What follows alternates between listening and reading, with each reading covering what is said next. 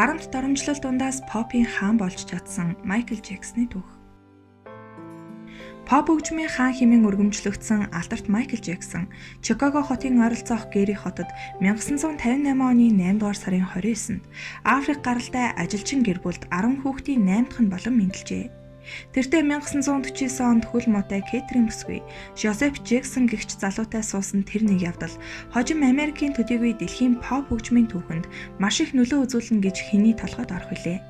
Майклийн ээж Кэтрин сүмд сүжигтэй нэгэн байсан ба эцэг Жозеф Джексон төмөр термийн ажилчин байжээ. Жозеф хөгжимчин болохыг мөрөөддөг байсан ч эхнэр нь жил болгон төрж гэр бүлийнх нь гишүүдийн тоо нэмэгдсээр байсанд мөрөөдлөө орхихоос өөр аргагүй болсон байна. Майкл Джексон, Рэби, Латоя болон Жанет гэсэн 3 эгчдүүтэй, Жакие, Тито, Жармен, Марлон болон Ранди гэсэн 5 ахтай байсан. Түүний дүү Брэндон төрснөөхөө дараа удалгүй насаржээ. Тэдний эцэг Жозеф гэрээхэндээ жинхэнэ дарангуйлагч байлаа. Хүүхдүүд нь өглөө 5 цагт сэрж эцгийнхээ тушаалаар хөвгүүдэнд овжоогоо цэвэрлэж, огт нь галын өрөөнд ажиллаж байгаад өглөөний хоолоо идээд сургуультай явна. Эцэг нь хүүхдүүдээ үе тэнгийнхэнтэйгээ найзлах нь бүхэл үг салхигч хатуу хоригддаг байсан болохоор Жозефийн хүүхдүүд хичээл тармагц хар хурдаараа гэрийн зүг үлдэнэ. Тушаалыг нь зөрчүүл Жозеф хүүхдүүдээ хайр найргүй зодддаг байсан болохоор аргачгүй биз. Дээр нь бас хүүхдүүдээ айлгаж зугаагаа гаргана. Шүн дөлөөр аимшигтай баг өмсөн унтаж байгаа хүүхдүүдээ уугц татан сэрих. Хулгайч болж хүүхдүүдийнхээ өрөөний цонхоор орж айлгадаг тун өвөрмөц сэтгэхүйтэй эцэг байв. Хүүхдүүдээ жаахан томроод ирэхээр ажлаа таарж ирээд хооронд нь зодтолдуулна. Хачирхалтай нэхнэр Кэтрин тэр гаж гимээр зан авирыг нь ганц жудаа тасалж байгаагүй гэдэг. Хүүхдүүдийн дундаас ирээдүйн попын хаан Майкл нь эцгийнхээ үгнээс зөрчигдөг, хэлэх гэсэн зүйлээ хилчигдэг байснараа ялгардаг байсан гэж хожим ах эгч нар нь дурссан байдаг. Майклийн хүүхдүүд гэртээ ирж хичээлээ давтсны дараа хоорондоо тоглож дуулалдан цагийг өнгөрөөдөг байв. Ээж Кэтрин хүүхдүүдийнхээ дуулахыг нь сонсоод баггүй авьяастай гэдгийг нь мэджээ. Тэгээд боломж таармагц нөхрөө ятгсаар хүүхдүүдийнхээ хэрхэн дуулахыг сонсгоод авчээ. Хүүхдүүдийнхээ авьяастайг мэдсэн эцэг Жозеф сэтгэл хангалуун болсон тул тэдэнд хөгжим авч өгөөд өөрөө дасгал сургуульд хийлэгдэг болов.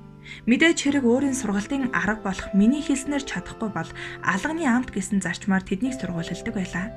Уйггүй хичээсэн тэднээс удалгүй Марлон, Жеки, Жерман, Тито, Майкл гэсэн 5 нь хотын клубүүдэд дуулдаг болов. Ингээд 1960-аад оны дундуур ах トゥ 5 Джексон ерөнхийлөгч асан Рузвельтийн нэрэмжит залуу авьяасны тэмцээнд оролцсон ялагч боллоо. Тэр цагаас хойш эцэг нь хүүхдүүдээ байсгийгээд л аль нэг клуб бүр тайжих бааруудад тоглолдог байжээ. Үзэгчид улам ихээр хөөрөн баясч бяцхан дуучнаар мөнгө шийдцгээхэд эцэг нь тоглолт дууссаны дараа түүж авна. Гэхдээ дараа нь тус бүрт нь халаасны мөнгө гэж жаахан юм өгнө. Бүгд л тэр мөнгөөрөө жимс авч үгүй бол хожим дуугаа авахар хурааж байхад Майкл л ганцаараа хямд өгнөр чихэр бөөндөж аваад хөршийнхөө хүүхдүүдэд үн хүргэн зардаг байсан гэдэг. Цаг хугацаа өнгөрсөөр нэг л мэдхэд ах トゥ 5 Джексон хамтлаг Филадельфи, Вашингтон, Канзас зэрэг хотуудаар аялан тоглолт хийдэг боллоо. 1967 он гэхэд Жозеф нь ажлаа орхин хүүгүүдийнхээ хамтлагийн продюсер болохоо шийджээ. Хамтлаг тэр жилдээ Big Boy нэртэй анхныхаа дууг студид бичүүлсэн төдийгүй Диана Росс зэрэг одуудтай танилцсан хожим нэр алдрын оргилд хүрэхэд нь асар их тус болсон билээ. Хүүгүүдийн хамтлаг дуу бичлэгийн студидтэй гэрээ байгуулснаар гэр бүлээрээ Лос Анжелес руу нүүж Холливуудад том байшинд амьдрах болов. Хүүхдүүд нь тодорхой нэр алдартай болсон байлаач дарангуйлагч эцэг нь тэднийг урдын адил хатуу гараар барьдаг хэвээр. Джексны хүүхдүүд Холливуудад ирээд анхандаа жирийн сургуульд явсан ч олонний танил болчихсон хүмүүсийн анхаарлыг хит их татаад байсан тул эцэг нь тэдэнд хувийн багш хүслэн авч өгсөн байна. Удалгүй ах トゥ 5-ын концерт алдарт Битлзийнхээс дутхааргүй сүр дулаантай болдог боллоо. Ингээд ч зогссонгүй. Концертын өмнө тэдэн рүү ус цацсан болохоор би хамгаалагч хүслэн авахд хүрчээ. Шар хэвлэлүүд тэднийг ядуусын хороололд хогийн сав ухаж, эрүүгийнхэнтэй нөхөрлөж өссөн хэмээн элдвэр цуурч эхлэв. Энэ үед эцгийнхэн дарангуйлагч зан дээр нь бас нэг хачирхалтай авир нэмэгдэх нь тэр. Учир нь хөвгүүдийнхээ аюулгүй байдлыг хэрээс хэтэрсэн арга хэрэглэн хамгаалж эхлэв. Шүтэн бишрэгч охтыг тэдэнд нэг шалхам ойртуулахгүй төдийгүй найз охинтой болохыг нь эрс хориглох болов. Тэгсэн атлаа тоглолтын дараа хүүгүүд нь ядраад унтаж байх зур шүтэн бишрэгч охтыг нь төлбөртэйгээр өрөөнд нь сэм оруулж харуулна. Тэр бүхэл Жекийн үдийн зоогт найз охиноо дагуулж ирэхэд нь 30 минут суулгаад дараа нь шууд үг дуугүй хөөгд гаргачихж байжээ. 1971 онд Майкл Джексон анхны бие даасан цомгоо гаргаснаар цаашид аажмаар бусдаасаа тасарч эхлэв. Босод ах トゥ нар нь ч хүлээн зөвшөөрч байлаа. Майклийн ах эгч нар эцгийнхээ байнгын доромжлол дарамттаас бушуухан салахын түүс болж байсан тул эрт хүнтэй сон өрх тусгаарлцгаажээ. Ах дүү 5 урдын адил Америк даяар тоглолт хийж байсан ч Майкл тэдэнтэй хамт дуулахын цөхөрсөр байв. Шилжилтийн насандаа Майклийн зан авир эрс өөрчлөгдөн сэргэлэн дүрсгүй жаалын оронд зожиг ичимхий нэгэн болон хууржээ. Түүнтэй зэрэгцэн дарангуйлагч эцэг нь өөр бүсгүйтэй учир уруулж хүүхдтэй болсныг тэд мэдээд маш их цочирджээ. Гэвч шоу бизнесээ орхисонгүй. Харин ч хүрээгээ тэлж ах дүү 5-ын араас бүх хүүхдүүд нь дуулах болов. Харин Майклийн занал улам хачин зожиг болсоор л байлаа. Нэг бол хэдэн 7 хоногоор хувцас салихгүй, усанд орохгүй явж, өрөөнд нь орох бүхэл дэрэгдүр нь явхаас ой гутмаар өмнөх ханхлуулна. Тэгснээ айхтар цэвэрч хүн болчихно. Үгүй бол генет хүний анатомиг судлана гэд уусмалт хийсэн тарих худалдан авч ангаахын ном зохиол толгоо өндөлгүй уншина. Тэгэд бас түүнийг орхиж араадан амьтдад дуртай болж гэрээрээ дүүр нохой, муур, сармөгчин, могой, хун шувуу, лам гөрөөс гэд багахан хэмжээний амьтдын хүрээлэнтэй болоод авна. Энэ үеэс эцэг Жозефийн нас ахиж урдын адил харгас хэрцгий зан гаргаж чадхааргүй болов. Чухам энэ цагаас Джексны ах дүү нарын хүүхэд нас дуусч харин ирээдүйн суперод Майкл Джексны нар мандаж эхэлсэн гэж болно. 1978 онд Майкл нэрт дуучин Диана Росстай хамтран Бродвей мюзиклд тоглохдоо найруулагч Джонсонтой танилцсан юм. Хожим нь түүнтэй хамтран хамгийн алдартай цомгуудаа гаргасан билээ. Майкл Джексны Thriller нэртэй цомог нь pop хөгжмийн урлагт жинхэнэ хувьсал хийжээ. Америкт гол төлөв хар арснуудыг байлдан дагуулдаг байсан залуу од Майкл Thriller цомгоо гаргаснаар жинхэнэ клип pop хөгжим ямар байх ёстойг яруу тодор харуулж түүнийг дэлхийн хэмжээний супер од попын хаан болон хувиргав. Энэ цомог нь 50 сая хувиар борлогдсон одоо хүртэл эвдэгдээгүй байгаа дээд амжилт бөгөөд дэлхийн түүхэнд хамгийн их хувиар борлогдсон цомог хэмээн Гиннесийн дээд амжилтын номонд хүртэл бичигдсэн юм. Хамгийн олон хувиар борлогдоод зогсохгүй 9 сарын туршид Billboard-ын жагсаалтанд тэргүүлж байсан түүхтэй. Зөвхөн энэ цомгоороо 7 удаа Grammy хүртэж, 8 удаа American Music Awards-ийн эзэн болжээ. Үүнээс хойш тэрээр олон алдартай цомгоо гаргаж, шүтэн бишрэгчдийн тоо хэдэн зуун саяар тоологдох болж, Англи, Япон, Герман зэрэг улсуудын томоохон сувгууд түүнээс ярилцлага авахын тулд сая доллар амлаж байлаа.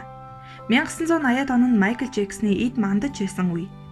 Түүний цомгууд борлуулалтаараа тэргүүлж, алдарт Beatles хамтлагийн гишүүнтэй хамтран дуулж, нэрт Freddie Mercury-тэй хамтран ажилласан байна.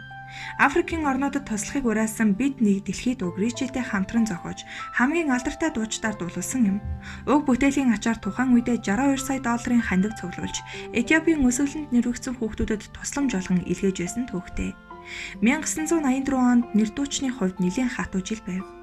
Тэрээр ах дүүгийнхаа хамт Pepsi ундааны сурталчилгаанд тоглосон юм. Найруулагч нь түүнээс салютын дэргэд хэсэг цаатаж зураг авахыг хүсжээ.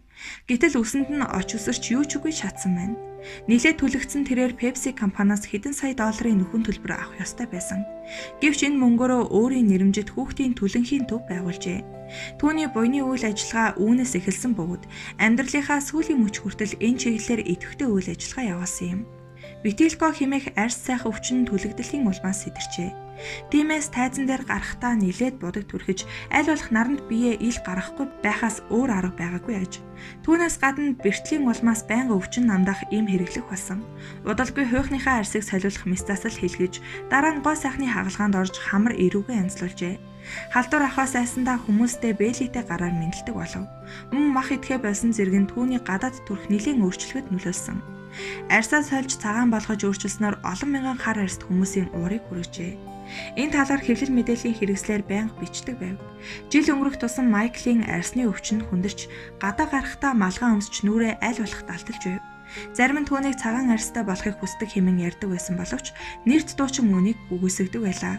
Нэрт дуучин 1994 онд алдарт Elvis Presley-гийн охинтой гэр бүл болсон бөгөөд тэд Доминиканы бүгд найрамдах улсад очиж нууцаар хуримлсан байна.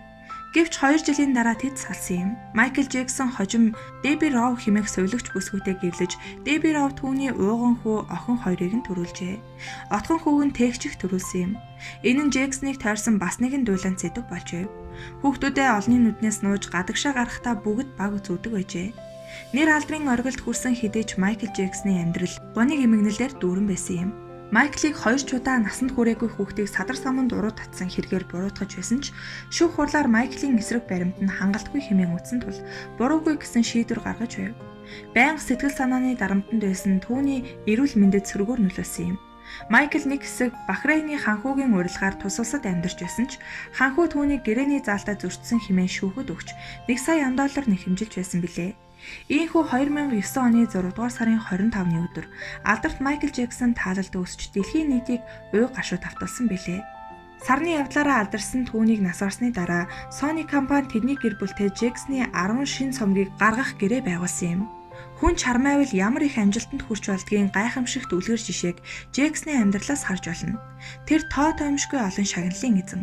Зөвхөн Грэмми шагналыг гэхэд 15 удаа хүртэж, 25 удаа Гиннесийн дээд амжилтын номонд бичигдсэн түүхтэй. Хэдийгээр Поппийн хаан хорвоогийн мөнх бусыг үзүүлсэн ч энэ өргөмжлөлөө улам баттгсан юм. Түүний дуунууд одоо ч дуулагдсаар цомгууд нь сая хувиар борлогдсоор л байна.